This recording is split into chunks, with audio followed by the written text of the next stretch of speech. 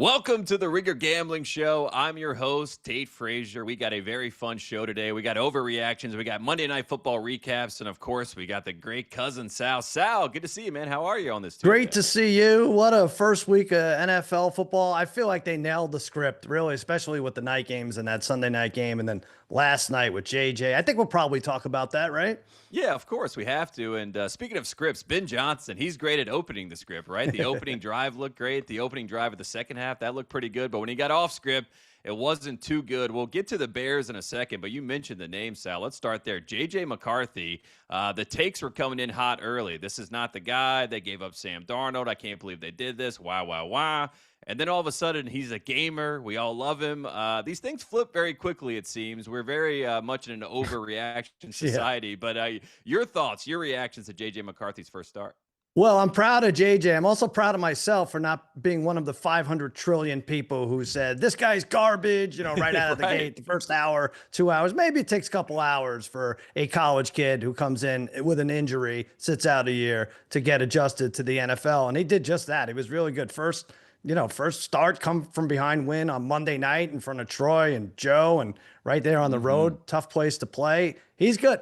I think he's going to be okay. I know that's not a hot take. I know we're not going to be able to clip that off, but he's going to be fine for now. The other side, I'm not sure with the Bears. They continue to lose really, really dumb games.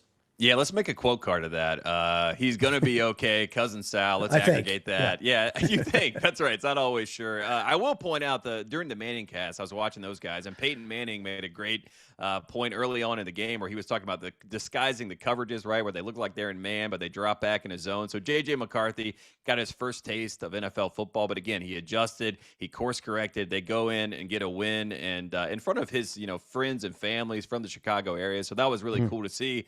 Let's talk about the Chicago's team, though, because obviously Caleb Williams, we got a lot of overreactions after the first drive. Finally, he has an offensive guru with him. He looks great. And then it just felt like, kind of the same old that we saw last year. Some of the bad traits came out in full force. So trying to grade Caleb Williams after one game with Ben Johnson, your thoughts about Caleb first, and then we'll get to Ben Johnson, the game management, some special teams, questionable decisions. But Caleb Williams, are you concerned, Sal? I think he'll be better with Ben Johnson, but I'm not sure he's gonna take the leap that everybody hoped, right? I think that, some people like this is a 12. Ben Johnson comes over, he'll make this quarterback. He's going to be Joe Montana. He did well. I would say, for being like one of the most sacked guys in a decade last year. He did well. I think sacks. God. I think he only got bounced 3 times yesterday. So that's a big improvement. What wasn't an improvement was the 12 penalties. I'm not saying that's all Ben Johnson's fault, but 3 of them were false starts and very early on. So even if you take away the ticky tacks, I don't know, maybe they're trading where it was 12 sacks a game last year. Now it's 12 penalties a game. So that offense is a little bit out of sync. Say what you will about Ben Johnson and the Lions' performance on Sunday and how much they might miss him. But it might take a bit to get the Bears back on track here. 2 questionable decisions that were pointed out. Obviously, the challenge where it seemed like it was pretty obvious, at least from us sitting at home on our couches, that it was a guy was down and it was not a fumble, but he decides to throw the challenge flag anyway. Right. Then you have the kickoff that goes into the end zone where you have all the Monday morning quarterbacks basically saying, how do you not kick that out of bounds? How do you not kick that short and make them take, basically a fair catch or whatever it may be? Let's start with the challenge. Was that shocking to you? And did you feel like that was something like a first game coach jitters moment or just trying to win the crowd over? Like, what was your take on that? Yeah, I think it's tough. I think the first challenge is basically like a quarterback coming into the league for the first time. Like, he didn't have a red flag that he was carrying around last year, Ben Johnson. Now he's like, I have something else to worry about. Oh, what? I have this. All right, I'll throw it. I don't know. What do I don't need it. So that bit them in the ass. I didn't love that. But to me, the kicking out of bounds was worse. I was calling for an onside kick there because, it's easy to say, just kick it out of the end zone. Like, I don't know. Maybe that's not maybe easier said as done, but or done. And that might have been the plan, by the way. I think that was the plan. For him to maybe kick it out of the was. end zone. Yeah, and then so out of bounds is the second best option if you could do it right, and the easiest, just to kick it out of bounds. So what? They get at the 40, you still have to stop them, right? They still have to go 3 and out. But I thought the onside kick wasn't a bad option there. Try to get the ball, you're giving up field position anyway if you kick it out of bounds. I thought, line up.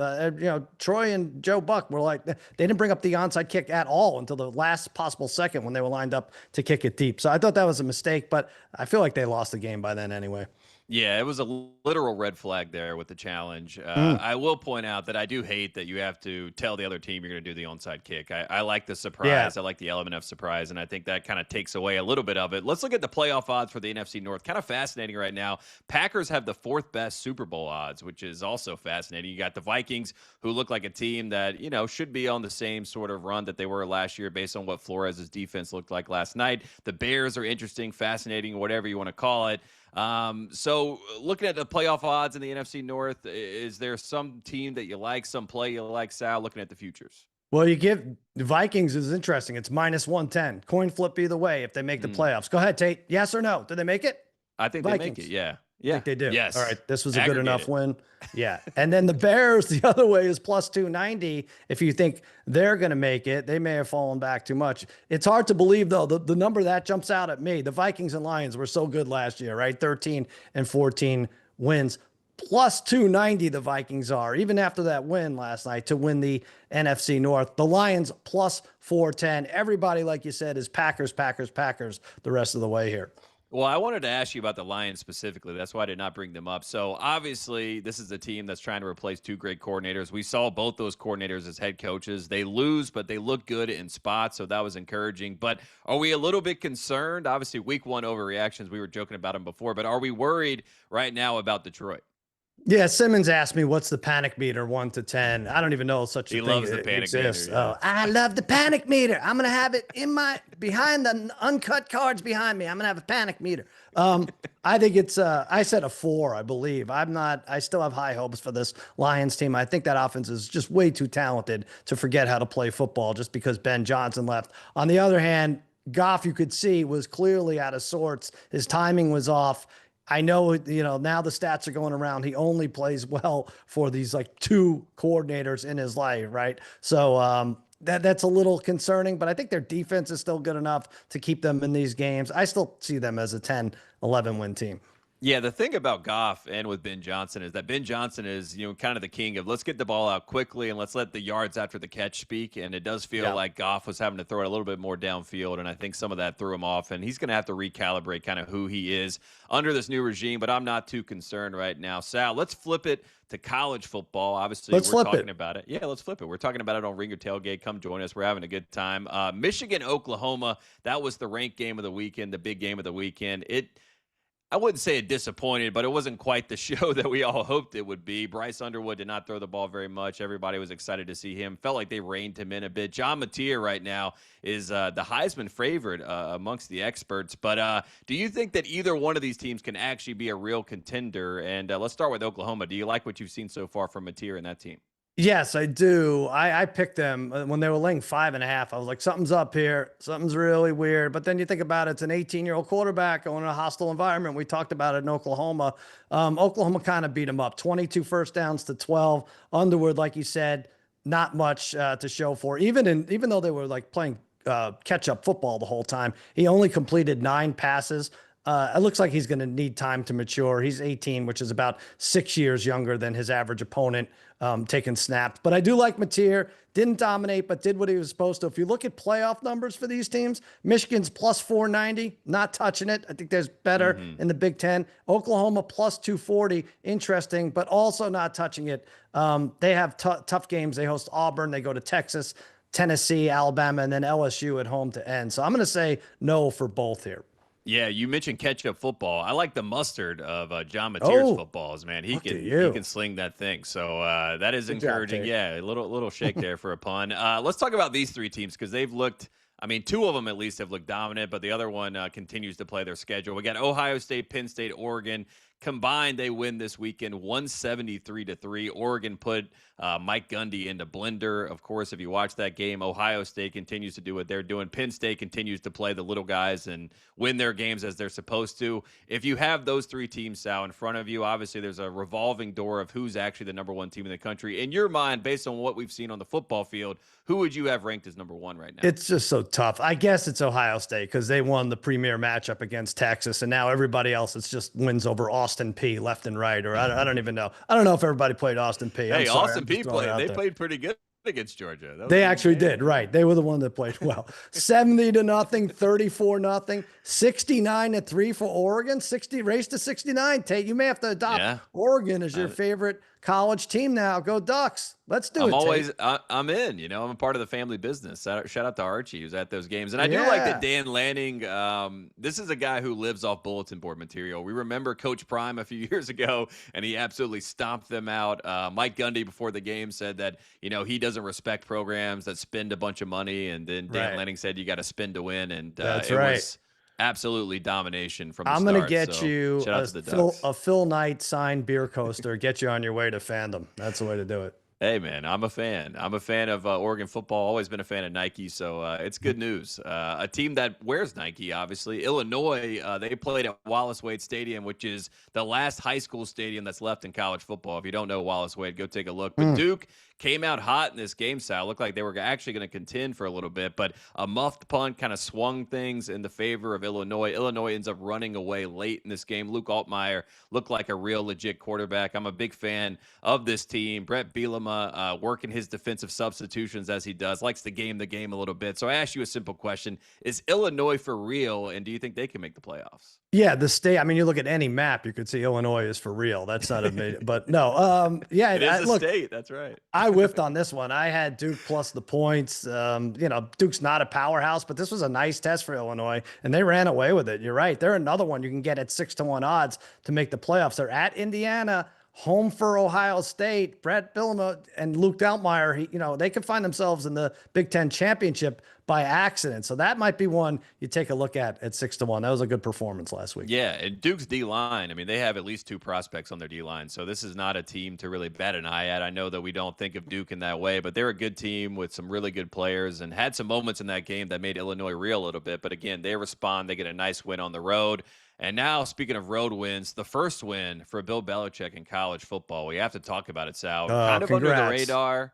But they beat Charlotte 20-3. They covered the spread, which was moving closer and closer down to 10 points, which is sad to say. But your thoughts on Belichick getting his first win? Do you believe? Are you buying back in after the week 1 overreactions? I believe he has a chance to own the state of North Carolina, and I think that's where you should start. Anything else is just pie in the sky at this point. I don't know. Is there a trophy for North Carolina title, right? Mac Brown used to call it the state championship, right? If you beat Duke, you beat NC State, you beat Wake Forest, he'd say we won the state championship. But again, that's probably not going to happen this year. Oh, really? Not even that? All right. You beat Charlotte. That's the first. That's still in North Carolina, right? I mean, I'm an expert on maps. Yeah, you're right. They still have Wake Forest, Duke, and NC State. I think those are the last 3 games on their schedule. So this could be interesting. He wins the state cup. He gets a parade.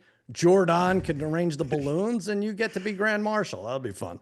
It would be great. I watched SportsCenter last night, and they did a whole segment about the trademarks of Bill Belichick. They were talking about Bill Belichick and saying he was banned from the Patriots facility. That's why he banned the Patriots from the Carolina facility. Then you got a situation where Vrabel comes out on his local show and says that as far as he knows, he's not banned. He was at Tom Brady's statue unveiling, so he would consider him welcome in the building. So that drama, Sal, whose side do you believe? Do you believe the Belichick, I'm banned, or do you believe the Patriots side saying he's not banned? Because it is very fascinating. I don't know. Why would Patriot scouts want to go to see that terrible team anyway?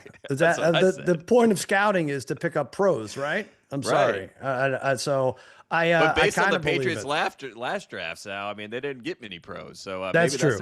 That's true. Yes. Yeah. What am I talking about here? This is barely a professional team. So yeah, you're right. Yeah, just let everybody on the sideline. It's more fun that way. I think it's good for all of us who hate watch the Patriots over the years to kind of see, it's like we get to watch the family fight, and we're all enjoying the family fighting in public, and that's just kind of where we are right now. People like the drama more than the football, and if you've watched Carolina, the football's not too great, so we'll stick to the drama. Let's do some line look-aheads, college football edition, and we'll also throw an NFL game, the Thursday night game in there as well. First up, Sal, Georgia -3.5. The line is 49.5. We got Georgia at Tennessee. Who do you like in this one, and what are you looking for? Yeah, I mean, again, this is another one. This is so hard to gauge because they both handle nobody teams, right? And I include Syracuse in that description. Sorry, Tennessee. I have Georgia winning it all, so I kind of have to take them in games like this, laying 3.5. I know Austin P, their claim to fame was stuffing them from inside the five times. But I think Gunnar Stockton can exploit this Vols defense. They have 2 All-American cornerbacks out. Bulldogs have won 8 in a row. I know every year the team's different, whatever. 8 in a row in this matchup, and it's never closer than 14 points. I think Kirby Smart's team wins 31-16. You're going against me here, Tate. Yeah, I'm just basically playing the odds here because, like you said, the last time Tennessee won against Georgia, it was a miraculous Hail Mary. They were number 11 in the country, and Georgia, I think, was like 25 at the time, something like that. But Alvin Kamara, yes, that Alvin Kamara was actually playing for the Volunteers. So that's how long it's been. So I think Tennessee at home, this is a team that Joey Aguilar has been impressive. I love the video of his mom crying when he ran out, for his first game at home at Tennessee. It's a really tough place to play. I have been in that stadium during a football game. They are not very welcoming. I had a Tennessee person say to me, I'd take 10 Tennesseans over 1 North Carolinian. And I did not know what to say to that, except for you guys are Volunteers. So I guess you need as many as you can get. There you go. So shout out to you guys. But I'm going to take Tennessee money line. I think Georgia still bounces back and ends up having a good season. But this is an early blip. I don't think it's going to derail the entire season. But I think on the road at Tennessee, I like the money line play here, plus 152. Big upset. There you go. I don't know who was that? Was that what was that? I'm trying to think what impersonation that was. Is that Ted Cruz? I can't. All I know is I still remember Bruce Pearl. Bruce Pearl. By the way, running for governor, I believe, of the state. He might not even coach basketball anymore. So maybe we should do some odds on that eventually. Next one, Sal, we got LSU. This is Florida at LSU. LSU minus 8.5 in this game. The total 48.5. This is Billy Napier's chance to bounce back after a gutting loss to the USF Bulls, and obviously an in-state loss that was really shocking. But LSU did not look great last week, Sal. So do you like the Gators being able to chomp back and get a win? It's weird. I'm pissed at Florida. I'm the whole state, but specifically the Gators. I had them on a money line parlay. It's a gigantic, vig. But if you put it together with 6 winners, which I did, it would have been nice if they won. But they'd lose to South Florida. Now they go to LSU, who were fine against Louisiana Tech. Not impressive, as you said. They lead the overall series, Tate. Florida does. They won last year. I think they could sneak up on Brian Kelly's squad, who looked really good, obviously, against Clemson. DJ Lagway, bad week last week. 137 passer rating versus LSU last year. It's probably a 1-score game. Maybe the Tigers pull it out in Baton Rouge, 27-22, I'll say, but they don't cover. I'm taking Florida plus the 8.5. Yeah, that is a big line. And the Clemson win did not look as good after they struggled against Troy at home. So that has kind of given me a little bit of pause with LSU. So I'm just going to take the under in this game. I think both offenses are going to struggle a little bit to put points on the board. It's 48.5. It opened up at 50.5. So it's trending down, but I still like the under in this game. You can get that at minus 110. It's hard for me to figure out this Florida team, especially with Billy Napier. It does feel like he's almost better, Sal, when he is on the hot seat, for whatever that's worth. So maybe they bounce back and look good. So I like you plus 8.5. I think that's a good call. Next game here, we got Texas A&M, Notre Dame. Notre Dame minus 6.5 in this one. The total 49.5. This is a game that if Notre Dame wants to make the playoff, they really need to win this game, Sal. But what do you like in this one? Yeah, I'm going to take A&M. Mike Elko's team spent a lot of loot this offseason. Maybe not him specifically, but the boosters and everyone else, especially on the offensive end. And it shows 86 points after 2 games. I get it. The opponents weren't the best, but the Irish looking to bounce back after the loss to Miami. They're 1-2 in home openers under Marcus Freeman. And they have the young quarterback who's going to be moving all night long. CJ Carr is going to be looking down the barrel at no fewer than like a half dozen highly ranked linebackers, including 2 good edges there. I think you're right. It is a must win for the Irish. So maybe they pull it out, but I'm going to go 23-21 final. I think you like that score, Tate, because you're going under. I'm taking the points in Texas A&M. Yeah, I'm going under again. I just feel like this is a similar game where CJ Carr is going to be under some pressure, maybe some turnovers early in this one. Texas A&M still trying to figure out who they are as an offense as well. So it's going to be ugly, but I do think that the Irish figure out a way to win this game, and it's going to be big for them as far as the resume boost and the resume push for the playoff late in the season. But it should be a fun game. Excited to see both these squads. And even though he was the coach at Duke, I have to say, Sal, I really like Mike Elko. I think he's a good Oh, you coach. do? So, yeah, this will be fascinating.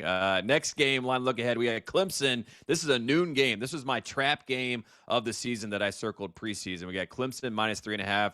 The total 53.5 at Georgia Tech. Again, it is a noon game. They did not look good against Troy. I assumed that Clemson would be 2-0 going into this game, and they would slip up a little bit. I'm a bit concerned now because obviously they struggled last week and they already lost to LSU. But who do you like in this game, Sal? I also had this circle before the season as a potential upset spot. I had Georgia Tech's win total way over. I had them as a outside chance to make the playoffs there in the ACC. And this was before, like you said, Clemson struggles. So losing to Brian Kelly opening game, no one does that. And then trailing at the half versus Troy, I don't know. I don't know what we're going to do with this team. But for this week, I'm taking Georgia Tech plus 4.5. Haynes King is a little banged up. He's going to have to play. He has a lower body injury. They say he's good to go. Georgia Tech, nice pass rush. I think Klubnik's going to be in trouble again. I'm going to keep the upset pick. Brent Key gets it done, but I'm going to take the points. 4.5, I think, is nice in this spot. I think it's safe to take the points. I'm going to be a little bit more bold here just because I called it at the beginning of the season. I don't want to be rude to myself. So I'm going to take Georgia Tech money line in this game. Go. Yeah, that's it. I want to be nice to myself. I'm going to believe in me. So I think Georgia Tech money line plus 140. You mentioned Haynes King being a little bit beaten up. I swear to God, this guy, when he's hurt and limping, Sal, he gets like a superpower because the defense kind of, they sit back on their heels a little bit. They almost relax. They're a little bit more, have the relief kind of washing over them, and then he makes them pay. He did it to Colorado as he's slipping around, ends up running for a touchdown to clinch that game. So Haynes King, when he's a little bit hurt, I think he's even more dangerous. So I'm going to take the Yellow Jackets at noon, plus 140 money line. I'll lock it in. Last one, Thursday Night Football. We're going back to the pros. Look at here. We got Washington taking on Green Bay. Player prop in this game, Sal, that you like. What are you looking for? Yeah, I'm not ready to pick a side just yet. It's a fun one. I may have underestimated Washington, or maybe they just played the Giants. It's hard to say, but no side for me yet. I'm going to go with this player prop. Tucker Kraft scored last week versus Detroit. Scored 7 times last year. 15 red zone targets last season. Which is about 1 a game. Jordan Love digs this guy. He's going to score a touchdown, Tucker Kraft, plus 220. Sign me up. And how does Kraft Cheese not have a deal with this guy? You're talking about NIL and college sports. I mean, my God, he plays with the Cheeseheads. He's literally, last name is Kraft. I mean, this just feels like a match made in heaven. So Tucker Kraft, go get your money. Go get a Kraft deal. I'm going to take Wild Bill. Krosky Merritt, JCM, as I like to call him. I love the Little Bill story of how he got his nickname. So I like him to score a touchdown in this game, plus 240. So we're going anytime touchdowns. You got Tucker Kraft. I got Wild Bill. What is the story? How did he get the name? So when he was a kid, there was a show, obviously Little Bill, which is kind of a Bill Cosby vehicle back in the day. And I guess his parents thought he looked like Little Bill, so they just called him Bill. That just became the nickname. And now they're calling him Wild Bill because he's a good player. So and also in 2025, you're going to want any association with Bill Cosby as you can. So keep the Bill, keep the Wild Bill. You might just say you were named after Bill Simmons. I think that would be more acceptable. That might be a better Bill. Maybe we make a new show at Little Bill, and it's Bill Simmons, and he's just reeling off basketball historical. I'm Little Bill. That'd be great. We did the line look aheads. Let's do some track to the futures here. We got some updated win total values after week 1. Sal, what are you looking at here, and what do you like on the board? Well, I'm now checking to see if this changed because I like the Niners under 9.5 despite the win. Oh, it's still plus 175. You could have got it last night actually at plus 200. Under 9.5 wins. Now, I don't want to be an alarmist, and I probably should wait until they beat New Orleans this week to bet this because I'll get more juice here. But I don't think 10 wins looks good for them. Kittle out now a bit. Purdy might not play this week. They're not a very deep team. They pay like 7 guys, and half of them are banged up already. Despite the win, despite the fact that they should be 2-0 after playing the Saints, I still like under 9.5 value at this point. It could be Mac Jones trying to lead them to a division title. So 49ers adjusted under 9.5 wins get you plus 175. I like that call. I will say this, Jake Moody, I feel like he's on you're talking about hot seats in the sport. I mean, he's got to be on the hot seat. This guy is just, it's a struggle right now. I know they drafted him as a kicker, but they got to figure out what to do with Moody. So that's even more concerning. So I like that pick. I made a personal pick for you. I like the Cowboys over 8 wins. Come on. You can get that at plus 120. I am drinking the Schottenheimer Kool-Aid. I thought they played really well against Philadelphia. They had some things not quite go their way. But again, the tush push is what it is. It always wins in the end. But over 8 wins, Sal. I feel like that's not too crazy. You get it at plus money, plus 120. Why not? It's fine. It's okay. Honestly, this division game against the Giants is probably the only one they're going to be favored in, right? At home against Washington, likely it'll be a coin flip. I just, there's too many.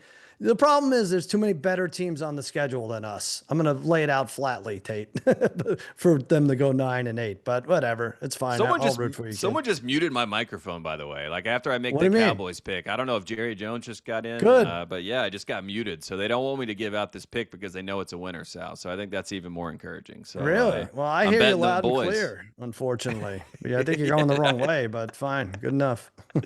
Next up, track to the future, NFL Offensive Rookie of the Year. You had a great bet that is looking even better after week 1. Are you sticking with your guy, Egbuka? Yeah. Is that the plan, Sal? Love it. I got a Micah Egbuka at 20-1. Keep in mind, I picked the Offensive Rookie of the Year twice the last 2 years. I'm going for 3 in a row. Looks like he's going to be a force in that offense.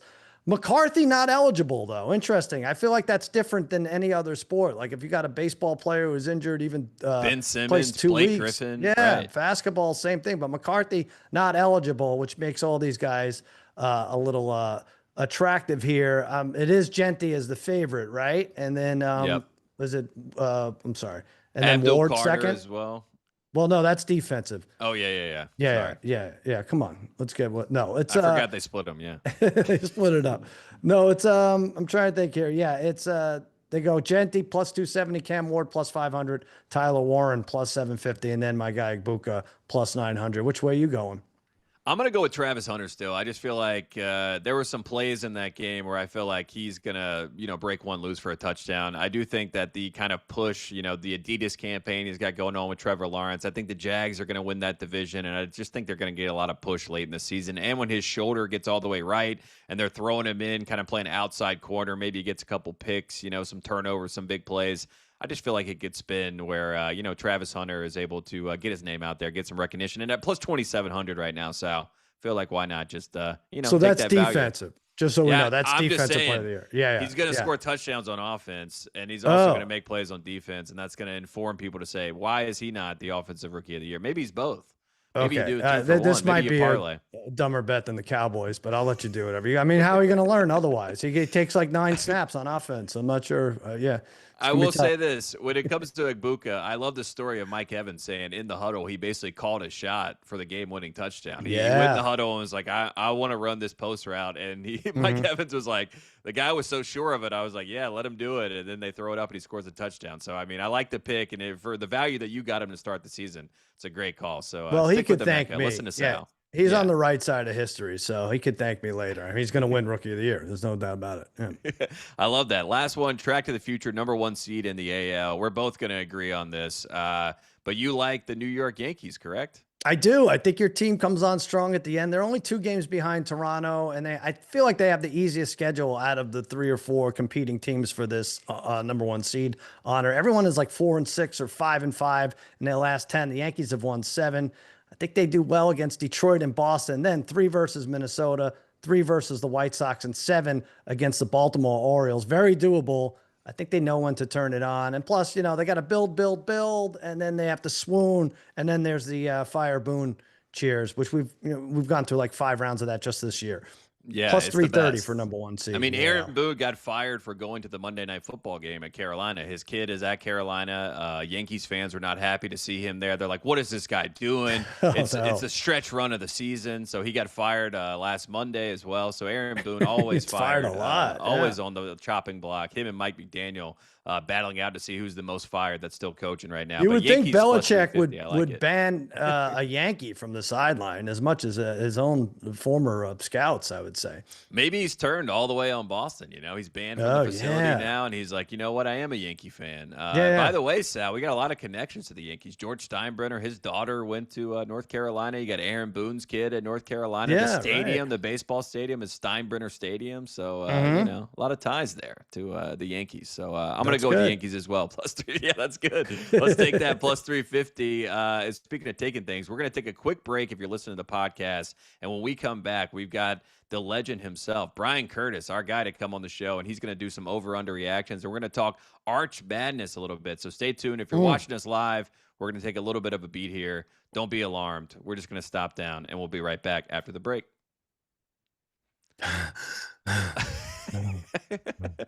All right, here we go. Bryan Curtis in the building, and he's got his Texas burnt orange on. Good to see you, BC. How you doing, man? I'm good. I watched Arch Manning suck against Ohio State, and all I got was this lousy satin jacket. It looks good, though. Look, you got to look good to play good. I think that's what they say. At least Deion says that, and they're playing a little bit better now that he put in his third-string quarterback. So maybe that could be a lesson for Sarkisian. We're going to get to that a little bit later, but first, we're going to play one of our favorite games, one of my favorite games. Sal, he rolls his eyes as I do this, but I give you a statement. You give me over-under reaction, how you feel. Let's start here. John Harbaugh should get more blame for Baltimore's late game collapses. Over under reaction. Sal, I'll start with you. What do you think about that? I'm sorry, I'm a little distracted, Curtis, being outfitted by Ricky Fowler today, but it's a good look. All right. Yes. Underreaction. I think so. The defense was poor. Henry fumbling was not much Harbaugh could do about that, but I didn't like the play calling at all in that last drive. A sweep for Flowers. You shouldn't have been punting on 4th and 3 anyways, I think. But look at the scope of it. 13 blown leads of 7 or more points late in the game in the last 2 years in a week. That is a lot. I kind of feel like if he's not named Harbaugh, I think they're talking a little hot seat here for this Ravens team, which is obviously talented. Yeah, Brian, what about you? I mean, obviously a lot of late game collapses, but we love the blame game after the loss, and I've seen a lot of fingers being pointed, but not too many at John Harbaugh. So over under reaction, what do you think? Well, as non-players, I'm not even sure we're allowed to weigh in on this. If I had to, I'd say underreaction too, because I don't know anything about football, but I would not punt the ball to Josh Allen or Patrick Mahomes and let them come down and win the game because that's what they always do. Isn't it that simple? Yeah, absolutely. Yeah, it's we've seen this story too many times, and Josh Allen, he's learned that lesson. The 13 seconds we always harken back to that. But again, it's one of those things where if you're a bettor, don't ever bet against those guys late in a game. Next up, the punishment for spitting on a player should be you have to go on the Hawk Tua pod. Over under reaction, Bryan Curtis. Overreaction. I mean, as a fellow wrestling fan like Sal, when you spit on somebody, the match doesn't end. The match begins. That's what happens, right? And we should have just played football with that. I mean, I was happy as a Cowboy fan that Jaylen Carter was out. So that seems like a very harsh punishment to me. Let's not overreact to spitting. Sal, what about you? Completely agree. Overreaction. That is cruel and unusual punishment. Maybe you should have to purchase her Bitcoin or whatever. Maybe that's not as bad as going on her podcast. I actually said they should have her in the booth replacing Dean Blandino, whoever, analyzing all the Hawks during the game. But the whole thing didn't enrage me as much as it did everyone else. I don't even know if I would have thrown him out of the game. Spitting is as much a football play as the tush push is. So keep it in there, whatever. Yeah, they're telling me in the studio that the podcast apparently does not exist anymore. So it's one of those things where we'll get it back up. She'll make a comeback. Yeah, she'll make a comeback eventually. Yeah. Next up, Mike McDaniel, head coach of the Dolphins, will be the first coach fired this season. Sal, over or under reaction? I want to jump on the train here, but it's overreaction only because I looked at their schedule and they have the Patriots, Jets, and your crummy Panthers, 3 of the next 4. So he should survive the month, but I don't think Coach McDungeons and Dragons even cares. We try to come up with a name. He looks happy. If he's fired, I feel like this is a guy who has a look at, he'd be happy running the shoe department at Marshall's next Monday. So McDungeon stays. I'll say that's an overreaction. Curtis, your thoughts?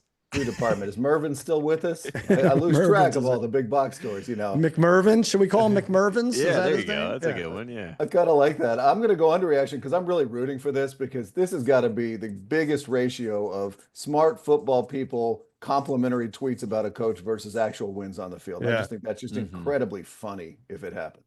Yeah, and Mike McDaniel seemed very unfazed by the loss. He said, it can't get any worse. But again, I think it can always get worse.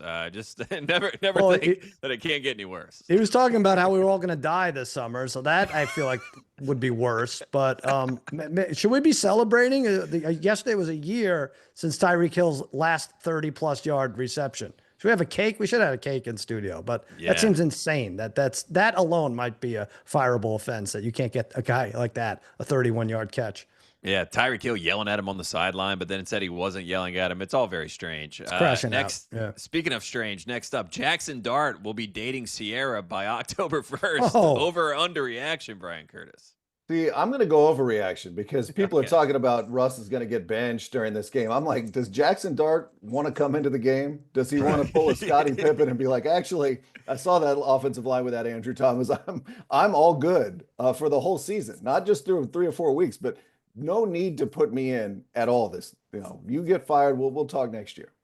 Yeah, he's looking for a $10 million apartment in New York. I think he's okay. He's looking at a brownstone. He's happy to sit on the bench and get paid his money. So that's a good call. Sal, do you believe this could happen? Well, first of all, Jesus, Tate, this is a married woman. They have like 5 kids. So I don't know what's the matter with you. I'm going to say it's a slight overreaction. I get the idea. He won't be starting if that's what you're getting at. And Russ will probably, Curtis, I feel like he's going to have a decent game now against us this weekend, right? I'm going to bet Malik Neighbors over 1.5 touchdown receptions as an emotional hedge. I, of course, would have wanted Dart in there. I feel like now Russ gets in there with something to prove against the Cowboys. It's not going to be easy as it looks.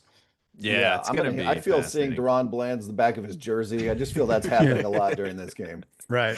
There you go. I like you. I like the emotional hedge on both the Cowboys fans here. I think that's very smart. Next up, every coach should be as in tune with the spread as Lane Kiffin is. In case you missed it, Lane Kiffin, he obviously knew the spread in this game. Over under reaction, Sal. Your thoughts on Lane Kiffin? Underreaction. I love this. I really do. He's probably going to get himself in trouble for this, but the post-game interview, they beat Kentucky. Ole Miss did 30-23. They allowed a field goal with 8 seconds left to make it from 30-20 to 30-23. And the very first thing on his mind is, sorry, gamblers. Sorry about that backdoor cover. We gave up that field goal. That sucks. God bless him. I'm sure he's going to be shown the door for talking about that eventually, or there's going to be an investigation, but every coach should know the spread in their game.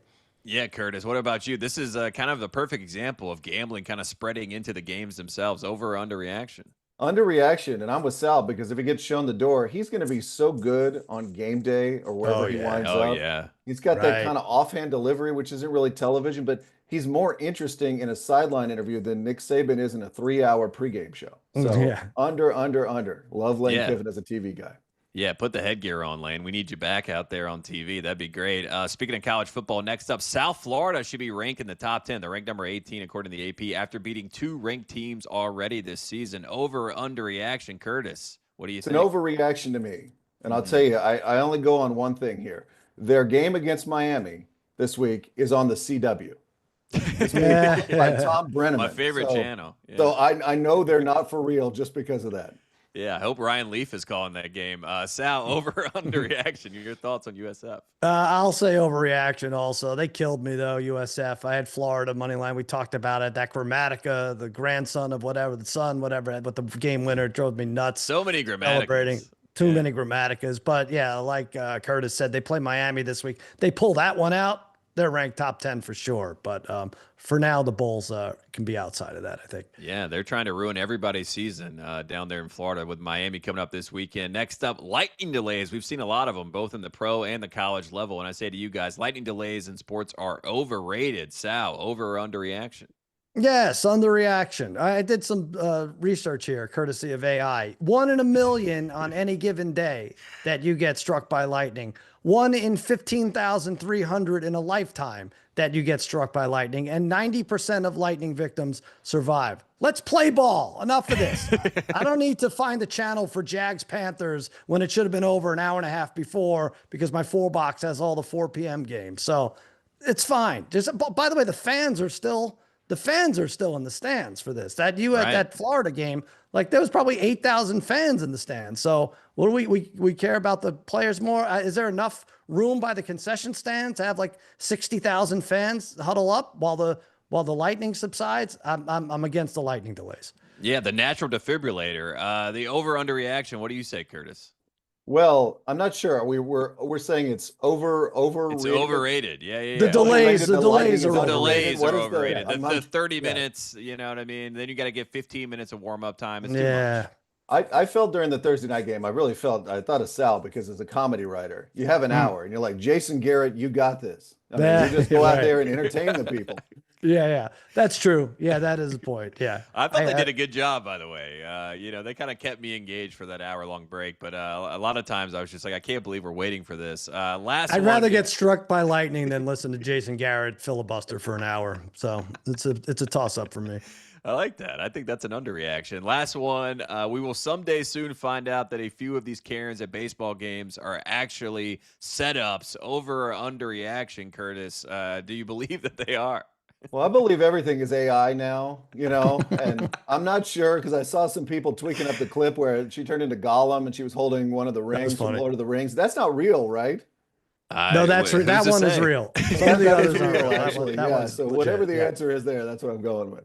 Yeah, I like it. Sal, what about you? I have a theory. Anytime a Karen freaks out, male or female, and then there's an upset kid, the kid is seen being given like the royal treatment after the game. He gets free food. He gets free bats. He gets to meet the player who hit the foul ball. I think this is a work. I'm going to tell you. I think Karen is in on the whole thing and enjoys the bounty that's bequested to the kid overall. Like, hey, like I would set it. I know it's hard because this might not be a foul ball hit in your section, right? But set it up. Hey, I'm going to be 10 seats away. If there's a foul ball, come get it for me. And I'm going to scream at your kid. And then we're going to get bats. I'm going to get balls. I'm going to get notoriety, whatever. I'll get the Karen tag, but we could split whatever. You can get a lot of money for this ball at this point now. Yeah, and there was a lot of, I saw sort of like a secondary video where, you're in Philadelphia, so there's a lot of Philly fans that will let you know their feelings. They were going after her pretty hard, and she was standing up. She was flicking them off. She was showing the ball to everyone in the section. So she was unfazed. She did not care at all about what she did. I did want to ask you guys, what if he did not give her the ball? Like, what would have happened? Do you think we'd get a fisticuff situation, Curtis? Like, is that something that was on the table? Yeah, maybe a hawk, maybe a Jaylen Carter. Yeah. Well, the new Hawk Tuapod. Yeah. I think they'd still be there. I don't think she'd allow him to leave. They'd still 4 days later be in the seat trying to work it out. The kid would miss school. It would be bad news. Yeah, the poor kid. He was so terrified, and so was the dad. So kudos to them for handling that in the best way possible, which is just like, hey, take the ball, lady, you crazy lady. We're going to get a baseball bat and another ball signed after this. So that was a smart move. Let's do some media storylines. Obviously, the Press Box, great podcast. Bryan Curtis, you handle business over there and get things done. But let's start with the Cowboys' loss on Thursday. I know that's a little close to home for both of you guys. Were you angry? Were you sad? Were you encouraged? Like, what was kind of the first reaction after that loss on Thursday?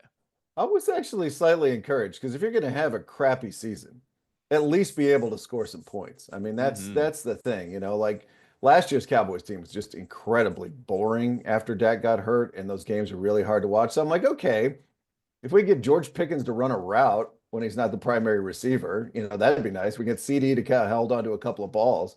But maybe it's just a shock of the Micah Parsons thing, but I came out of there feeling okay.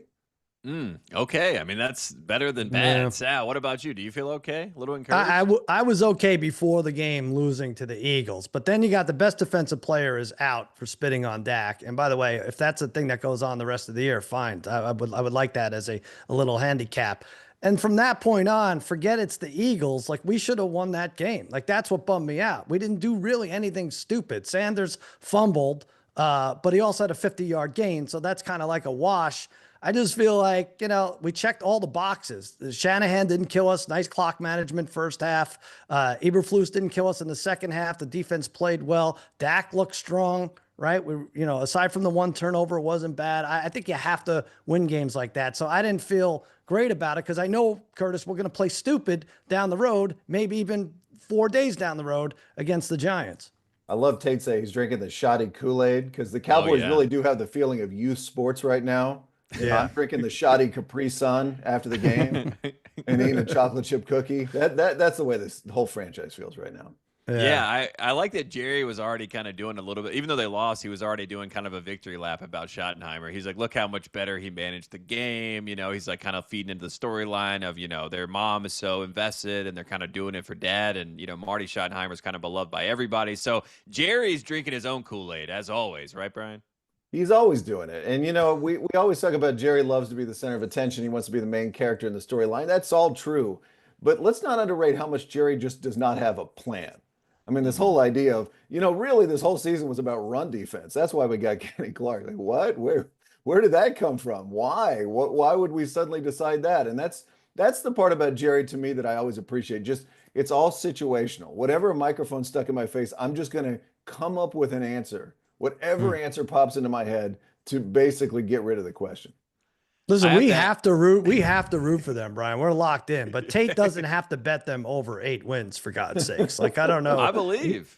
Jerry doesn't have a plan, but you do, Tate, for this team? All right. Sometimes I think the fact that you don't have a plan can help. You know what I mean? Because the other team's on their heels. They're like, I don't know what these guys are up to. Well, we got through 45 minutes of this show, so I think you're right about the no plan thing. Yeah. I think, look, we're the George Pickens here. I mean, and I also feel like George Pickens gave me some encouraging signs down the stretch. Maybe you target him late in the game as opposed to CeeDee Lamb. You know what I mean? Like, he looked like he had the better hands late in that game. I don't know. I'm just saying. I have to ask you guys this. Does the news about the Eagles offer make you feel better or worse about the Parsons trade, Curtis?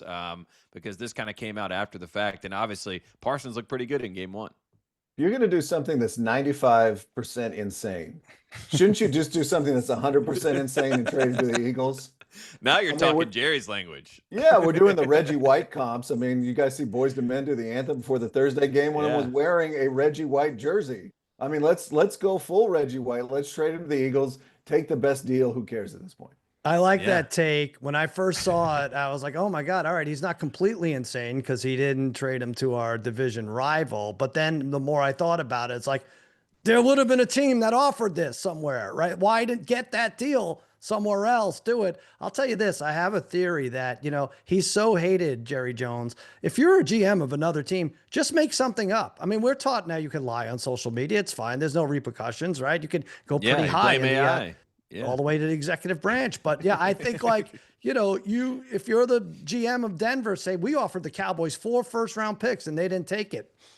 Most of the people in the country would believe it, right, Curtis? Yeah, absolutely. And Jerry might believe it, honestly. Like, turn that down. He's mad at Steve. He's like, why didn't you tell me? I just said no to everybody. I wanted him to play in Green Bay. I thought he'd be a good Packer. Speaking of guys who, could be a future Cowboy potentially, let's talk about Arch Manning, a.k.a. Arch Madness. I want to start here with Sarkisian's comments. He was asked about Arch. There was a video that went out after the game against San Jose State where he's throwing a pass deep down the middle of the field, and he's kind of wincing if you read between the lines. Some reporters asked Sarkisian about it. He got very defensive. He compared it to filming reporters going to the bathroom, which I don't know what the correlation is there. Maybe you can help me with that, Curtis. But your thoughts on Sarkisian's comments and just sort of the Arch experience 2 weeks in? Well, it's a relief if you're a Texas beat writer that there's not a camera in the bathroom of the press box, filming him taking a dump. Yeah. I don't know that that's exactly the metaphor to watching how a quarterback makes a face on a football field. Maybe he's pooping himself out there. I don't know. That's the one thing I could think of. The one correlation. It was weird. I mean, it's not like the guy has 2 uncles who are going to be in the NFL Hall of Fame or anything. So you'd imagine a shaky opener. But I tell you what, the worst vibes I got from that when I was watching the Ohio State game was when they went to a commercial. And Arch was doing a commercial, but it was for Warby Parker. Yeah, he's got Red Bull, Warby Parker. He's got all types of sponsors. Yeah, I was like, I never wanted a Dr. Pepper Fansville commercial more in my life. I've never actually said that until I saw my quarterback doing Warby Parker ads. I'm like, uh-oh. Yeah, that's a little too. It was like he got 2 in front of it a little bit. Maybe you wait to drop those in October. Sal, what's your? Go back to the panic meter. Bill Simmons' favorite trope here. Panic meter for Arch Manning right now. Where are you? Well, I'm just, I'm an odds guy. Over the summer I became an odds guy. I'm looking. Curtis, do you take this bet? Texas to make the playoffs, -205. That's probably the lowest you'll see for a while. Yeah, I think they just need one big win. If you remember last year, they started strong and couldn't score a touchdown at the end of the year. And I think there's a pretty good case it goes the opposite way this year. Probably need a road win against Georgia, if you're going to have 3 losses in there or even 2 losses. But I still think it feels pretty good. I think their schedule is very, very doable. Yeah. Do you think there's a world? We had Archie obviously come out, the grandpa of Arch Manning, come out and say that he is not going to be, kind of in the conversation for the draft this year.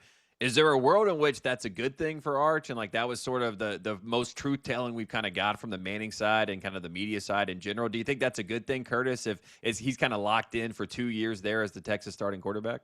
I honestly have always believed since he got there that that's going to be the plan, just because it's what his uncles did. Like Yeah, right. they're Four-year in no guys. hurry. I mean, he was a 5-star recruit, number one recruit in the country, and he sat on the bench for 2 years and really didn't do anything. I mean, they've got their plan, and I always believed it was 4 years at Texas, and then go to the Browns or maybe the Cowboys in the first round.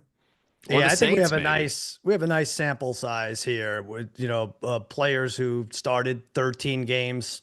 Anthony Richardson in college, and players like Bo Nix didn't look Mitch great last Trubisky, week, but right? yeah, that obviously seasons when they come in. So you're missing a year of this guy playing well. If you're gonna get him when he's not playing well in college, let him marinate there at Texas. That'd be fun to root for, right, Curtis? Another couple of years. Yeah, Austin's Yeah. fun. It's a win. I was there 4 years. I did not come out early. Oh, good. Yeah, Wow. so it was a good decision. That was smart. Yeah. Still got You the gotta- jacket. Yeah, get the most of your college experience. And the good news is that you have Parker Livingstone on your side. And right now, he looks like a Jordan Shipley or a Jackson Shipley. I don't even know which one I want to point to. Curtis, Why did you reach for those two names, Tate, of all people? Not to profile him, but that's who he's looking like out there. And before the season, he was tweeting out Jordan Shipley highlights. So I started buying, into the idea of Parker Livingstone. So Texas football, they'll figure it out. Sark, I guess, is trying to. On First Take this morning, they said that Sark was doing this, made these quotes to take the heat off Arch Manning. We talked about having a plan. Do you think that's a plan for Sark to do that by making that weird quote? Talking about your reporters going to the bathroom. That's the way Yeah. to take the heat off of us. Yes. I guess it does change the subject. I was reading on my message board, because I'm a message board guy when it comes to college football. And Yeah. somebody's like, this is a way of a coach saying, never ask me this question again. And I thought that was actually a good take. I'm just going to say something so weird and sort of aggressive and about the bathroom. And then you're never going to ask me about whether Arch's shoulder's hurting again or not. Yeah, and it's funny with Sark too, because he does try to do the ho hum, like I'm a nice guy, like I'm jovial or whatever. But then he snaps. We've seen him do it to the get back guy before he runs out of the tunnel before. But it did feel like in that moment he snapped into crazy Sark, where he's just like, "Don't ever mention that again to me. I don't want to hear it." And he kind of let his true colors come out. So maybe that's a good thing for the rest of the team. There's a little bit of fire in the belly of Sarkisian. Speaking of fire in the belly, we got drama on sports television, as we always get on First Take. We got Ryan Clark, Peter Schrager drama. Schrager, obviously one of the nicest guys. We love having him, on the Bill Simmons pod and beyond here in the Ringer universe. But we had this is an age-old war that happens on media desks everywhere. The "you never played" argument, and we got a situation, Curtis, where Ryan Clark, does I don't want to offend anybody here, but I'm going to offend you directly, Peter Schrager. You never played, and that's a comment of someone who never played. Schrager got obviously offended, said you're belittling me, and they have a nice little back and forth that obviously extends beyond what we saw on television. What were your thoughts when you saw this, and do you think this is maybe a good thing where we can move forward past that kind of, I would say a little bit of a ridiculous argument? I had two takes on it. One is maybe it's about player versus non-player, or maybe it's about somebody getting a bunch of reps on ESPN all of a sudden when you were the guy getting a bunch of reps on ESPN. Just a theory. Turf war. Number two, my co-host David Shoemaker, who's our wrestling guy, he said, in wrestling, you call this protecting the business. Like, you don't come out if you're, 6'4" and your opponent is 5'9". You say, well, you're never going to beat me because you're smaller than me. Like, that doesn't happen, right? You don't take away. Sell the show, right? Yeah, you got to sell it. I mean, it's like the idea is like, well, you're not allowed to talk only my opinions. Well, then why are we on a debate show? You didn't protect the business. It's a cardinal sin of television. Yeah, Sal, what are your thoughts on this? Obviously, you played football, so you know what what the player takes are. And I wrestled. I had a professional wrestling match too, That's so right. it hits Curtis's argument too. It's interesting because remember this happened with Skip and Shannon, but the other way. Like Skip's like, I don't care what you have to say, and Shannon's like, I played the game. What do you mean you don't have? I'm in the Hall of Fame. Exactly. What we're exactly talking about is clubhouse and how people get along in the locker room. Something I know and you don't know. But listen, I love Schrager. I do. He works hard. He's articulate. He's not the guy to go after here. And I don't know what happened to Ryan Clark. I know he apologized since, and I understand this is a thing with players. I mean, I've interviewed players. You guys have all interviewed players, and you could tell, like, when I'm going off on the Cowboys and what I think they should do, they're kind of just sitting there rolling their eyes, and they don't say it, That's the key. They don't say it, that you never played. But just remember one thing, big time players. If you use the you never played argument, you are not allowed to argue about politics because you never ran for office. You're not allowed to talk about music. You can't say Nickelback sucks because you never, you never toured the Orient. This is a lot of this stuff. Just make sure you know what you're saying when you go after someone saying they never played. And it's not good for the show. Yes. Yeah. I like that argument. You never fought a fire. You can't comment on firefighters. Yeah. Right. I mean, there's a Cops, lot of that. Yeah. Yeah, right. I mean, can you imagine, like, if we were restricted to talking about in the business, the one thing we did, right? Yeah. And Schrager made a great point. He was like, I got 3 former players around me. I'm literally the one guy who didn't play here. So if anything, my opinion might be even more unique based on what I'm saying right here. Yeah. So shout out to Schrager. Do we have to eject Greeny too? I mean, does he not get to host his own show? Greenberg's sitting in the other studio like, what is happening over there? This is my nightmare. This is not good. Last thing I wanted to ask you, Curtis, and I want to get your thoughts as well, Sal. Michael Irvin has been great. He's been doing the media circuit. He went on with you, Sal. I thought that was a lot of fun to listen to you guys chop it up. But one thing he pointed out, and I thought this was fascinating, he was talking about a 3-point stance for wide receivers. And he obviously used a 3-point stance in college when he was around number 47. Yeah. And he was talking about how you can't really jam a guy when you're in a 3-point stance. We don't see that at all in the NFL, but we have seen, kind of some throwback wing T formations, things like that have been thrown out recently. Do you think we throw it all the way back and Michael Irvin might be onto something? Do we want to see the 3-point stance in the NFL, Curtis? Man, that is like there's so many great Michael Irvin quotes in the world. I'm just gonna say, I'm just thinking of my power rankings right now. Does that go like a 23 or 22? I just thought it was a good football point. I mean, wide receiver should be in a 3-point stance. Michael Irvin would never turn to Peter Schrager and be like, "You don't get to have an opinion." Like, he knows how the game is played. That's fantastic. Yeah, Michael Irvin brings up the 3-point stance to distract from the fact that he wore a fur coat to his hearing on the first day. I'm not sure. I don't know what it is. But listen, the Cowboys had so many, like the up and down, right, with the offensive linemen. I like that. If you feel like you can't get jammed, why wouldn't you try it? It's not like an underhand free throw, right? It's not embarrassing. Line up in a 3-point stance, see what happens. I just thought it was a great point, and I had not heard anyone make it. And again, like you said, Curtis, there's so many Michael Irvin quotes to sift through. It's good to find one about football and try to make the most sense of it. Curtis, you never played, Tate. Shut up. I'm sick of listening to you at this point. Yeah, exactly.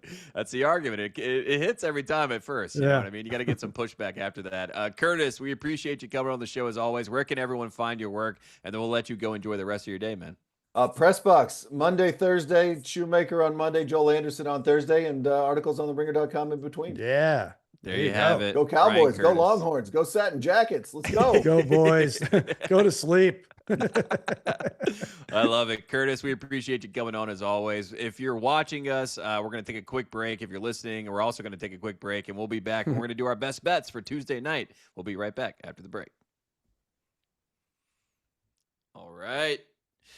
We are back. Best bets for Tuesday night. Shout out to Bryan Curtis. He's the best. He wanted to hang out. Maybe he wanted to give us a best bet. Who knows? Love him. Yeah, he's the best.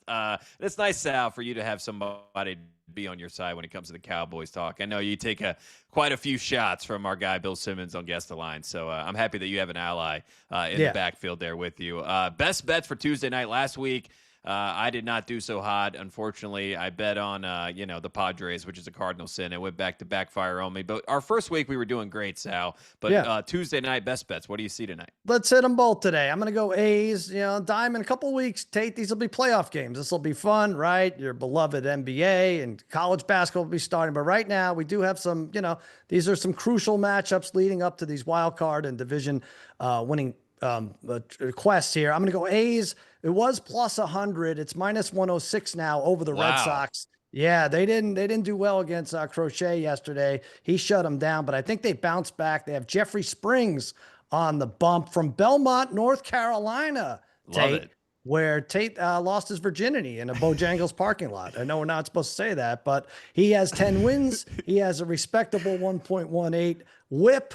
Dustin May, former Dodger, close to a 5 ERA. He's on the other side for the Red Sox. Since he switched uniforms, not doing so great. 12 earned runs in the last 12 innings pitched. A's going to play tough in Sacramento tonight. Give me the Athletics at basically even odds, minus 106. Yeah, good call by you. The odds are obviously shifting in your favor. When you gave this number out, it was plus 100. So obviously somebody knows something, and it might be Cousin Sal. So I like that one. Shout out to Belmont, by the way. Nice little suburb outside of Charlotte. Beautiful town. Nice people. Had some nice friends from Belmont, North Carolina. Shout out to them. Speaking of North Carolina, I'm going to take my guy Zach Gallen on the mound for the Diamondbacks. Tar Heel, who I really enjoy watching pitch. And I like the Diamondbacks plus 126 over the Giants in this game. I do feel like, Sal, we're a little bit set up here that we have to make MLB picks with our Tuesday night picks. And we can go WNBA. There's some snooker on FanDuel. We can get cricket on there. Euro qualifiers in soccer, but I should take the Atlanta Dream. That should have been my best bet today. But I'm going to stick with I should have taken the Diamondback. I'm going to take the Diamondbacks though. I'll stick with them plus 126. I'm hoping for that one. Mets are only 3 games up on the Giants now for that last wild card spot. So let's do it. Yeah, shout out to Harry. I'm sure he'll be fired up and watching that Diamondbacks game. Sal, we appreciate you. Obviously, enjoy these Tuesday shows. Where can everybody find your work? And then we'll get out of here. I don't know. I think here. Ringer Gambling Channel right there. Wednesday, I'm with the Bundo. I'm with House. And then Friday, I'm with the Bundo and Heifetz. Same thing, 12 to 1 Eastern. Love it. Love spending time with you, Tate. It's a fun Tuesday, always. Always a good time. Appreciate everybody tuning in to the Ringer Gambling Show. Go like, go subscribe, go listen to the podcast. We're having a lot of fun. And again, giving out picks, talking with the fellas, and it's always a good time. We appreciate everybody tuning in, and we will see you on the